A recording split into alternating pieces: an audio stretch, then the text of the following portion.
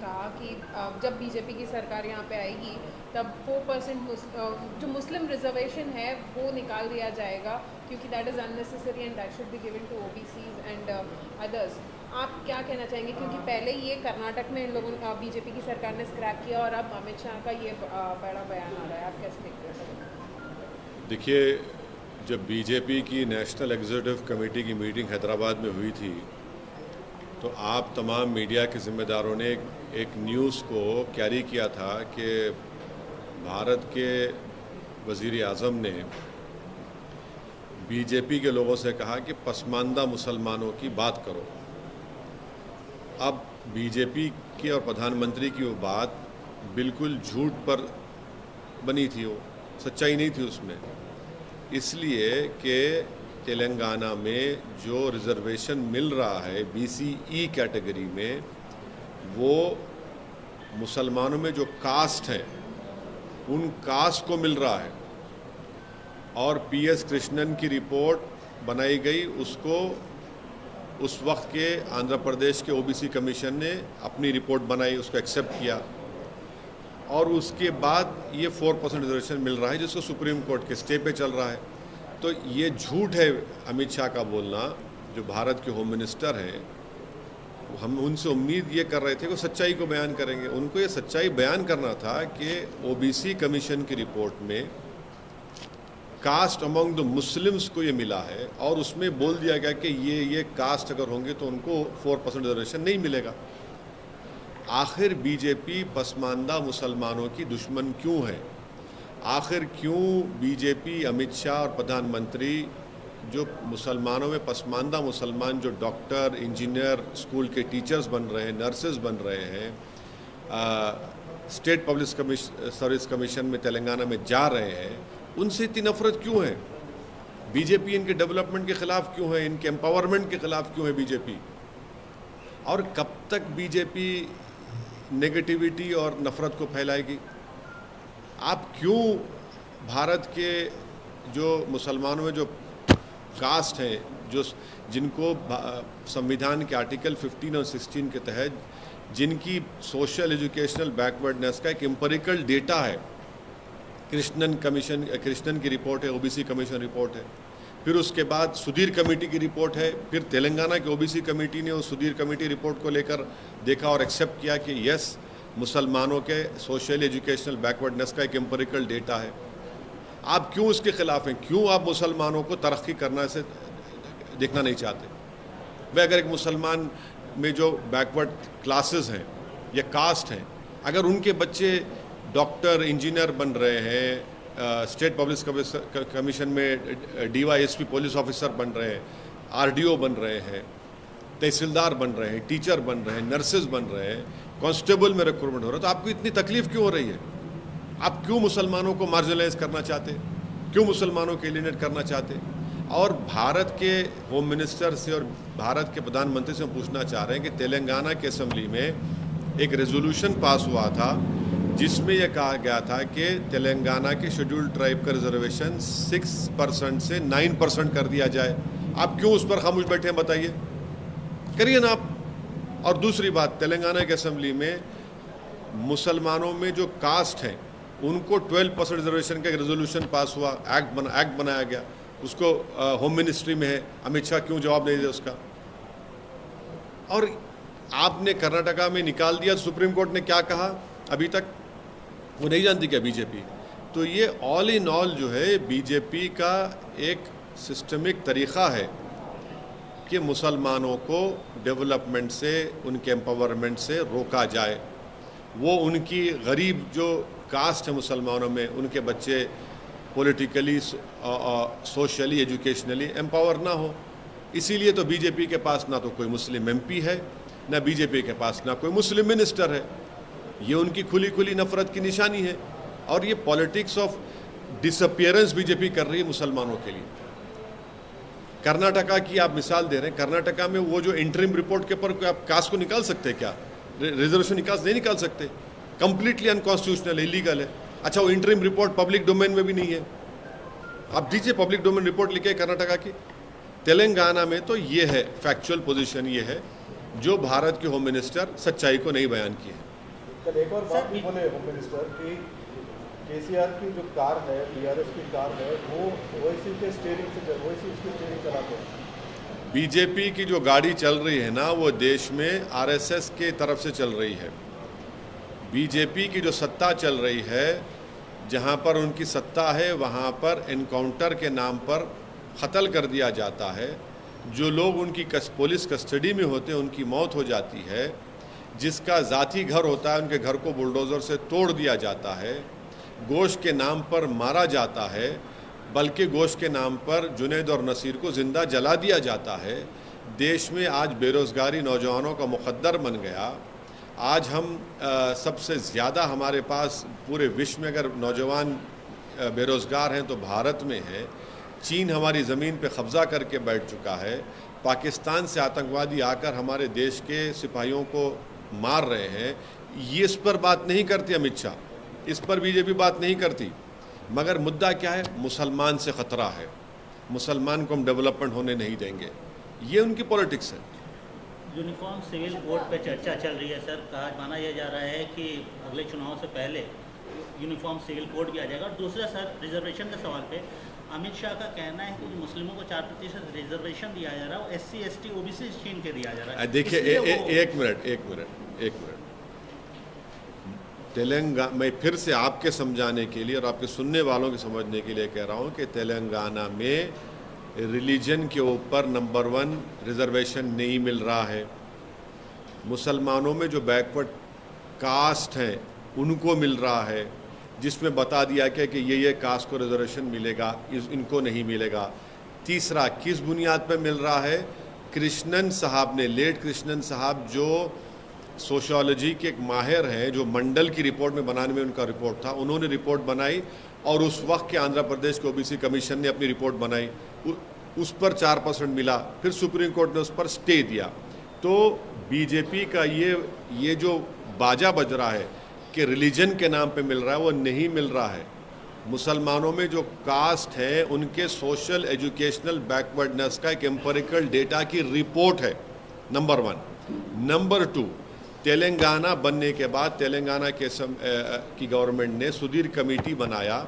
उस सुधीर कमेटी ने मुसलमानों का सोशल एजुकेशनल बैकवर्डनेस के एक एम्पिरिकल डेटा की रिपोर्ट बनाई, जिसको तेलंगाना की BC कमीशन ने और एक रिपोर्ट बनाई, उसको एक्सेप्ट किया और 12% रिजर्वेशन देने के लिए बात की, जिसको तेलंगाना की असेंबली ने इसको एक्ट बनाकर, रेजोल्यूशन बनाकर मिनिस्ट्री ऑफ अफेयर्स भिजाया, जहां पर अमित शाह साहब मिनिस्टर हैं।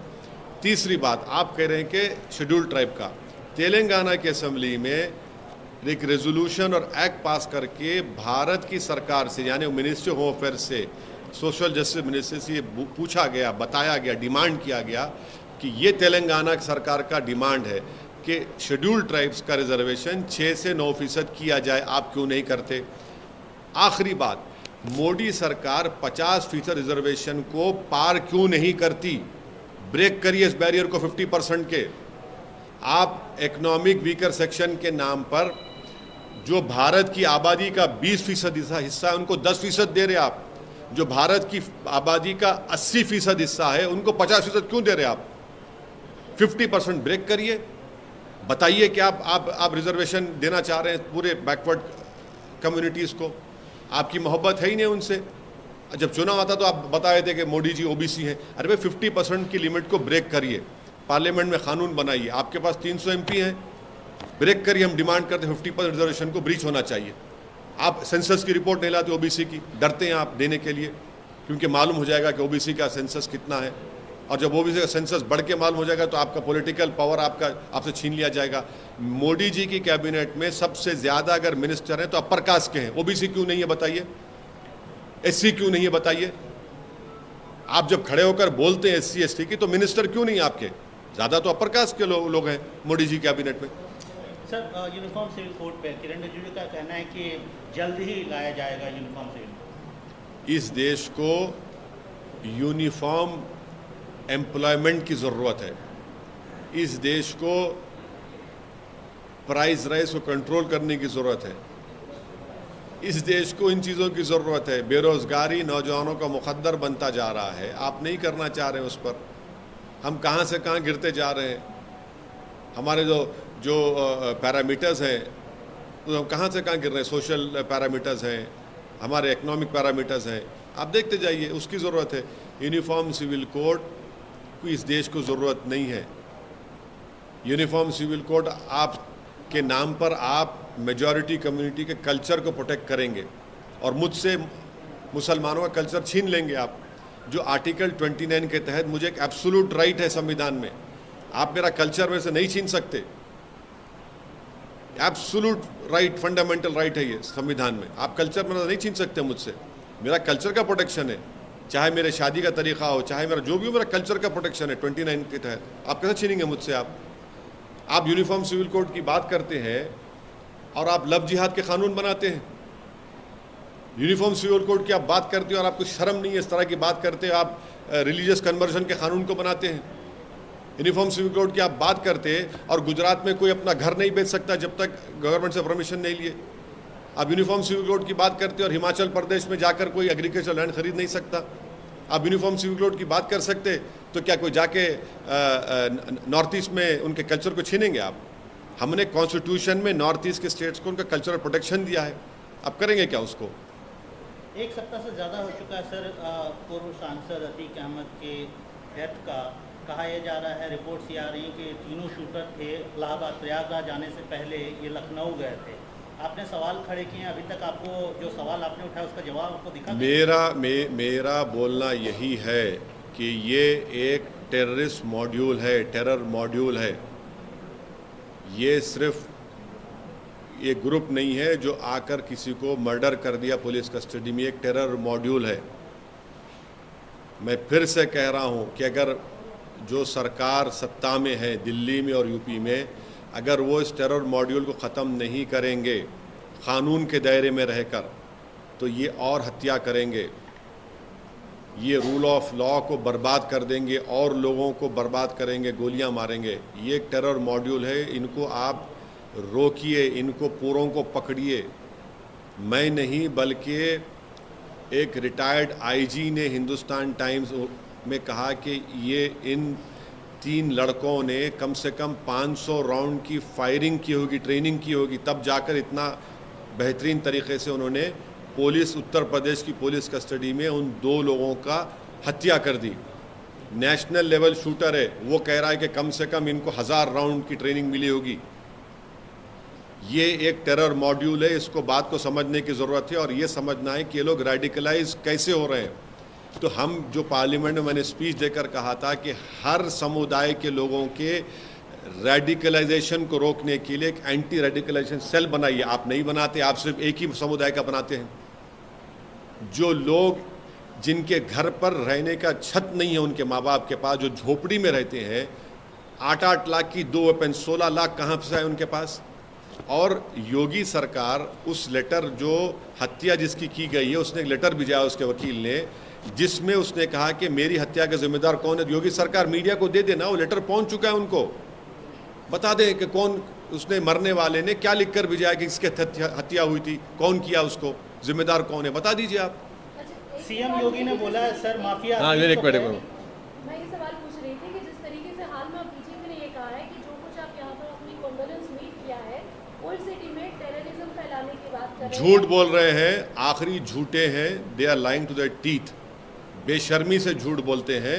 कोई कंडोलेंस मीटिंग नहीं हुई है, कंडेमनेशन हुआ है, इसलिए कि यूपी सरकार की पुलिस कस्टडी में जिनके हाथों में जंजीरें थी और जो पुलिस उनके अतराफ में थी, और वो यूपी सरकार जो कहती गोली का जवाब गोली से देंगे, उनके सामने 2 लोगों की हत्या कर दी गई और वो तमाशाई बने बैठे रहे। उसका कंडेमनेशन हो रहा है, उसके सवाल हम उठा रहे हैं कि कैसे ये लोग आए, कैसे इनके हाथ में हथियार कहाँ से आया, इतने राउंड गोलियां कहाँ से आई।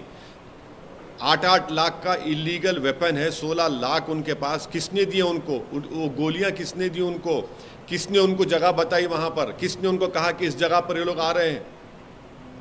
ये हम सवाल उठा रहे हैं। कंडोलेंस कहाँ पर हुआ है, बताओ कहाँ पर कंडोलेंस हुआ है? हाँ, जिन लोगों का जनाजा गया था वो जनाजा रूल ऑफ लॉ का भी था, वो जनाजा रूल ऑफ लॉ का भी था जनाजा, कि देखो रूल ऑफ लॉ की धज्जियां उड़ रही हैं। ये हम बोल रहे हैं। आप अपनी नाकामी को, अपनी पुष्पनाही को छुपाने के लिए आप इस तरह की बात कर रहे हैं। भाई आप सत्ता में आप है, मैं नहीं हूं। आपको अपना इंट्रोस्पेक्शन करना चाहिए, आपको शर्म से डूब मरना चाहिए कि आपकी कस्टडी में किसी को मारा गया है। आप उसका जवाब ही नहीं दे पा रहे हैं कि कैसे वो लोग मारे हैं। आप बोलते हैं हम सस्पेंड कर दिया। अरे वो क्या है सस्पेंशन? आप भारत के संविधान के तहत 311 जो है उसको इस्तेमाल करके उनको सर्विस से निकालिए उन लोगों को। आप सुप्रीम कोर्ट को जाकर आप योगी सरकार बोले कि हम इंडिपेंडेंट इंक्वायरी कराने तैयार है, आप सुप्रीम कोर्ट एक टास्क फोर्स तश्कील दे दे, टाइम बॉन्ड इंक्वायरी हो जाए। क्यों छुपा रहे आप? सर मुख्यमंत्री योगी आदित्यनाथ ने सहारनपुर में बोला है कि माफिया अतीत हो गए, माफिया अतीत हो गए, पास्ट हो गए। यूपी में अब नो कर्फ्यू, नो दंगा, सब चंगा। झूठ बोल रहे हैं, झूठ बोल रहे हैं। दंगे आज भी यूपी में हो रहे हैं। अगर आप मुझे इजाज़त दीजिए आधे मिनट की, तो मैं आपको बता देता हूं कि यूपी में कितने दंगे हुए हैं और इसका जवाब उनको देना पड़ेगा। जो बार बार बोलते ना कि यूपी में दंगे नहीं हुए, दंगे नहीं हुए, ये गवर्नमेंट ऑफ इंडिया के फिगर्स हैं जो हम आपके सामने आधे मिनट, हाँ सुन लीजिए। नेशनल क्राइम रिकॉर्ड्स ब्यूरो का डेटा ये बताता है 2027 और 2021 में 30,040 राइट्स हुए हैं यूपी में। ये नेशनल क्राइम रिकॉर्ड्स ब्यूरो का डेटा कहता है। 2017 से 2021 में बीजेपी की सरकार है, मुख्यमंत्री योगी आदित्यनाथ है। 35,040 कम्युनल फिरक़े वाराना राइट्स हुए हैं। ये जो अमित शाह के मिनिस्ट्री के तहत आता है। तो बताइए आप। हाँ 2012-17 में 2012-17 का फिगर भी है, मगर 2017 और 21 में आपकी सरकार है। 35,000 कम्युनल राइट्स हुए। क्यों झूठ बोलते हैं? आप कहते हैं कि अतीत कोई हो गया। भाई आपकी कस्टडी में वो अतीत हो गया ना, तो आपको खुशी हो रही है। मुख्यमंत्री कह रहे हैं कि आप उस पर आप क्रेडिट ले रहे हैं क्या उनकी मौत का, उनको जो गोली मारी गई आपके कस्टडी में। ये आपका सत्ता है, ये आपका गवर्नेंस है। इस तरह आप अतीत करना चाहते हैं किसी को। मालेगांव में आप ही के नेता ने कहा है कि 2-4 मुसलमानों को मारकर जो है आप हिंदू देश नहीं बना सकते, हिंदू राष्ट्र नहीं बना सकते। हिंदू राष्ट्र, इन्हें हिंदू राष्ट्र बनाने की बात कौन कर रहा है? ये सब आरएसएस से ताल्लुक़ रखने वाले हैं जो गांधी, अंबेडकर और भारत के जो मुजाहिदीन आज़ादी से मोहब्बत करते और करते रहेंगे। वो तो हिंदू राष्ट्र की नहीं बात कर रहे हैं। जो एक हिंदुत्व की आइडियोलॉजी को मानते हैं वही तो हिंदू राष्ट्र की बात कर रहे हैं। उनसे पूछिए आप क्यों कैसे बात कर रहे हैं। जब तक अंबेडकर का बनाया हुआ संविधान रहेगा, ये देश जो संविधान में हमने कहा कि सेकुलर डेमोक्रेटिक रिपब्लिक रहेगा, जब तक अंबेडकर का बनाया हुआ संविधान रहेगा, इस देश में लड़ाई होगी लिबर्टी, इक्वालिटी, फ्रेटर्निटी और जस्टिस के लिए। आप इस लिबर्टी को, इक्वालिटी को, फ्रेटर्निटी को, जस्टिस को बीजेपी मानती है नहीं मानती? बताइए हमको। नहीं, उनका ये कहना कि 2-4 लोगों की, हाँ 2-4, देखिए मौत तो हुई ना 2 लोगों की, आपकी कस्टडी में हुई, मेरी कस्टडी में तो नहीं हुई ना। गवर्नमेंट की कस्टडी में थे, यूपी गवर्नमेंट की कस्टडी में थे। सुप्रीम कोर्ट में केस डलवाया गया। सुप्रीम कोर्ट ने कहा कि आप स्टेट की कस्टडी में, उनकी जिम्मेदारी, आप अपनी जिम्मेदारी निभा नहीं पाए हैं। आपकी कस्टडी में मौत हुई ना, कोई लोग आसमान से तो नहीं आए। वो उन लोगों ने, ये मैं कह रहा हूं जिन्होंने उनको मारा है, वो एक टेरर मॉड्यूल का हिस्सा है। वो टेरर मॉड्यूल का हिस्सा है। याद रखिए इस बात को। अगर आपको लग रहा है कि ये रेटरिक है, ये आप अपने पैरल पे ले लीजिए। हम आपको बता रहे हैं कि ये रेडिकलाइज लोग हो चुके हैं जो बंदूक से अपने आइडियोलॉजिकल कमिटमेंट्स को, गोल्स को फुलफिल करना चाहते हैं। ये हमारे देश के लिए ख़तरा है। इस तरह के लोग जो बंदूक और गोली इस्तेमाल करके लोगों की हत्या करके अपने आइडियोलॉजिकल ऑब्जेक्टिव्स को हासिल करना चाहते हैं। तो फिर कोर्ट किस लिए, पब्लिक प्रोसिक्यूटर किस लिए, सीआरपीसी एविडेंस किस लिए, जजेस किस लिए हैं? अगर ये लोग तय कर लेंगे सब चीज़ को, किसकी हत्या करना, किसकी हत्या नहीं करना, किसको अतीत बना देना। सर नीतीश कुमार बिहार के मुख्यमंत्री हैं, अपोजिशन यूनिटी के मुहिम में जुड़े हुए हैं। ममता बनर्जी से बंगाल में मुलाकात हो रही है, कोलकाता में मुलाकात हो रही है। कहा यह जा रहा है कि समाजवादी पार्टी के चीफ से ही मुलाकात होगी, अखिलेश यादव से। आप इस अपोजिशन यूनिटी को कैसे, आपने पहले भी इस पर बात की है, लेकिन फिर से हम जानना चाहेंगे, ये जो अब विजिबल एक यूनिटी की मीटिंग दिख रही है, इसको आप कैसे देखते हैं? इब्तदाई इश्क है, देखिए आगे होता है क्या। अभी बहुत से लंबे फासले हैं, हुनूस दिल्ली दूरस्त है अभी। मतलब अगर आपको बुलाएंगे तो आप जाएंगे? मेरे को कहाँ बुलाएंगे? बुलाएंगे तो नहीं, जाएंगे? देखिए, मुझे नहीं बुलाएंगे क्योंकि उनको मेरी सच्चाई से उनको नफ़रत है। उनको मेरी सच्चाई से नफ़रत है। और सच्चाई क्या है? नीतीश कुमार कितनी मरतबा बीजेपी से मुख्यमंत्री बने, कितने मरतबा छोड़े? लेकिन अब तो बीजेपी नहीं, के साथ अरे नहीं है ना। अब कल का कौन गारंटी देगा? आप देंगे? आप लोग देंगे? देश देगा क्या? आप तो असेंबली में खड़े होकर मुख्यमंत्री नीतीश कुमार ने कहा था कि हम मिट्टी में मिल जाएंगे, भाजपा में नहीं जाएंगे। चले गए आप चले गए। आपने कहा था असेंबली में खड़े होकर मिट्टी में मिल जाएंगे, आप चले गए। भाई आप खुद ही उस पर स्टैंड नहीं करते और फिर आप उल्टा बीजेपी के साथ चले जाते हैं आप।